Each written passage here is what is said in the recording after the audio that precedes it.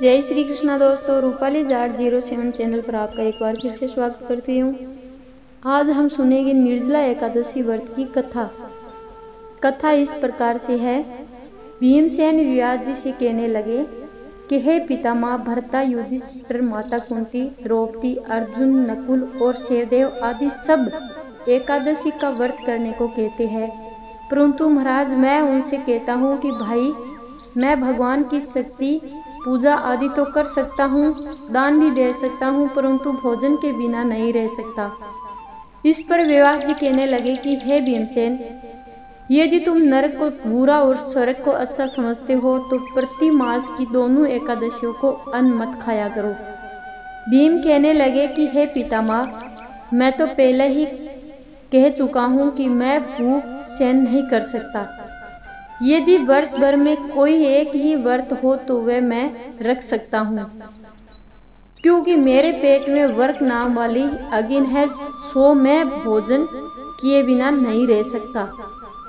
भोजन करने से वह शांत रहती है, इसीलिए पूरा उपवास तो क्या, एक समय भी बिना भोजन किए रहना कठिन है। अंते आप मुझे कोई ऐसा व्रत बताइए जो वर्ष में केवल एक बार ही करना पड़े और मुझे स्वर्ग की प्राप्ति हो जाए। श्री व्यास जी कहने लगे कि हे पुत्र, बड़े बड़े ऋषियों ने बहुत शास्त्र आदि बनाए हैं, जिनसे बिना धन के थोड़े परिश्रम से ही स्वर्ग की प्राप्ति हो सकती है। इसी प्रकार शास्त्रों में दोनों पक्षों की एकादशी का व्रत मुक्ति के लिए रखा जाता है। व्यास जी के वचन सुनकर भीमसेन नरक में जाने के नाम से भयभीत हो गए और कांपकर कहने लगे कि अब क्या करूं? मास में 2 व्रत तो मैं कर नहीं सकता। हाँ, वर्ष में एक व्रत करने का प्रयत्न अवश्य कर सकता हूँ। अंतिम वर्ष में एक दिन व्रत करने से यदि मेरी मुक्ति हो जाए तो ऐसा कोई व्रत बताइए। ये सुनकर व्यास जी कहने लगे कि वर्षव और मिथुन की संक्रांति के बीच ज्येष्ठ मास के शुक्ल पक्ष की जो एकादशी आती है, उनका नाम है निर्जला एकादशी। तुम उस एकादशी व्रत करो।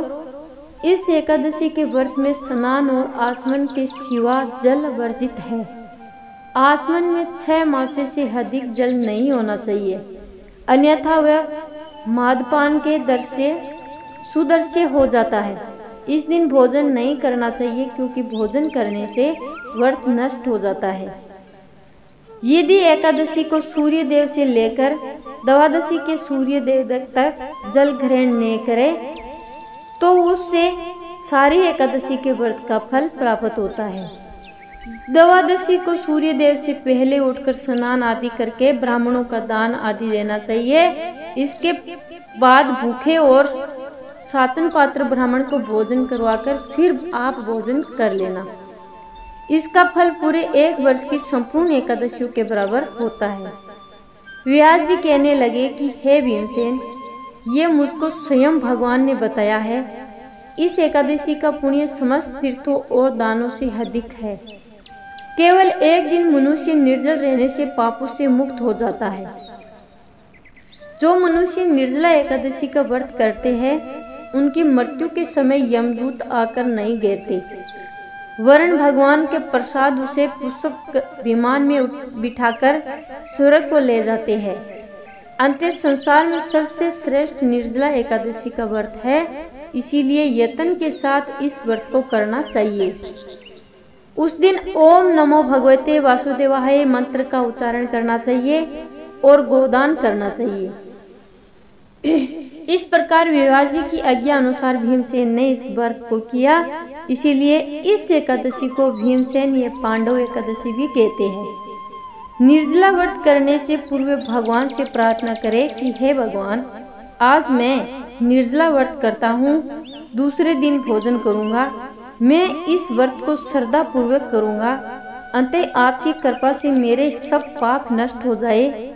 इस दिन जल से भरा हुआ एक घड़ा वस्त्र से ढककर श्रवण सहित दान करना चाहिए। जो मनुष्य इस व्रत को करते हैं, उनको करोड़ फल सोने के दान का फल मिलता है। और जो इस दिन यज्ञादि करते हैं उनका फल तो वर्णन ही नहीं किया जा सकता। इस एकादशी के व्रत से मनुष्य विष्णु लोक को प्राप्त होता है। जो मनुष्य इस दिन अन्न खाते हैं वह चंडाल के समान है, वह अंत में नरक में जाते हैं। जिसने निर्जला एकादशी का व्रत किया है वह चाहे ब्राह्मण यत्यारा हो, मदपान करता हो, चोरी की हो या गुरु के साथ द्वेष किया हो, मगर इस व्रत के प्रभाव से स्वर्ग जाता है। हे कुंती पुत्र, जो पुरुष या स्त्री श्रद्धा पूर्वक इस व्रत को करते हैं उन्हें अर्घ लिखित कर्म करने चाहिए। प्रथम भगवान का पूजन, फिर गोदान, ब्राह्मणों को मिष्ठान व दक्षिणा देनी चाहिए तथा जल से भरे कलश का दान अवश्य करना चाहिए। निर्जला के दिन अन्न, वस्त्र, उपहान, जूती आदि का दान भी करना चाहिए। जो मनुष्य भक्ति पूर्वक इस कथा को पढ़ते हैं या फिर सुनते हैं उन्हें निश्चित ही स्वर्ग की प्राप्ति होती है। तो ये था मेरी आज क्या निर्जला एकादशी की व्रत की कथा। आपको कैसी लगी है कमेंट बॉक्स में जरूर लिखना और कमेंट बॉक्स में जय श्री कृष्णा जरूर लिखना। दोस्तों, अगर आप मेरे चैनल पर पहली बार हो तो प्लीज आप मेरे चैनल को सब्सक्राइब जरूर करें। धन्यवाद।